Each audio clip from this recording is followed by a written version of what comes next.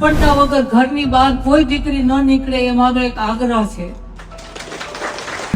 સમૂહ લગ્ન ઉત્સવમાં આજે હાજર રહીને ખૂબ આનંદની લાગણી અનુભવું છું. અને આમ તો આપ સૌ જાણો છો એમ કે જન્મથી મૃત્યુ સુધીના આપણા જે 16 સંસ્કાર સનાતન ધર્મમાં છે એમાં લગ્ન સંસ્કારનું એક બહુ ઊંચું મહત્વ છે. અને આજકાલ પશ્ચિમના અનુકરણમાં એ આપણે થોડું ભૂલતા જઈએ છીએ. એટલે આવા સમૂહ લગ્ન થાય અને આમાં વધુ ને વધુ લોકો જોડાય એ ખૂબ મહત્વનું છે. અને આટલા બધા પાંચ વર્ષથી 100 ઉપર કન્યાઓનું સમૂહ લગ્નમાં કન્યાદાન દેવાય છે એ જાણીને ખૂબ આનંદની લાગણી અનુભવું છું. અને પરમાત્મા શ્રી રાઘવેન્દ્ર સરકાર ને વેલાનાથને પ્રાર્થના કરું કે દરેક યુગલને ઠાકર સુખ શાંતિ સંપત્તિ અને સંતતિ ભરપૂર આપે એવા જ આશીર્વાદ. અને બીજું એક તમને બધાને આજ મોકો મળ્યો છે કહેવાનું, ત્યારે હું કહીશ કે આપણા સનાતન ધર્મમાં જે ચાંદલાનું છે એ બહુ મહત્વ છે. અને મને એ તમને બધાને જોઈને એક આનંદની વાત એ છે કે હું ખુશ થઈ કે બધાએ ચૂંદડી દુપટ્ટા ઓઢેલા છે.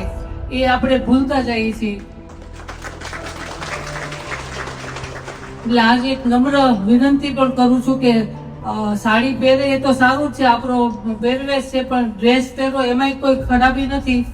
પણ દુપટ્ટા વગર ઘરની બહાર કોઈ દીકરી ન નીકળે એ મારો એક આગ્રહ છે.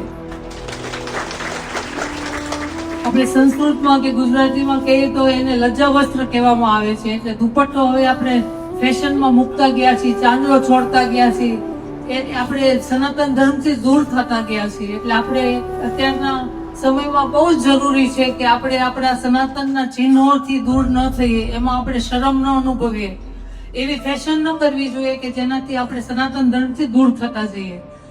અત્યારે બધા ચાંદલો કરેલો જ હતો, પણ અત્યારે કંકુનો ચાંદલો કર્યો તો બધી દીકરીઓ કેવી રૂપાળી લાગે.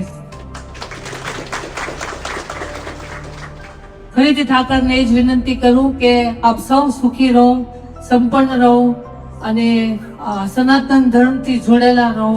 એ રીતે આપણું જીવન વિતાવો કે સનાતન ધર્મને વધારે ને વધારે આપણે ઉપયોગી થઈ શકીએ.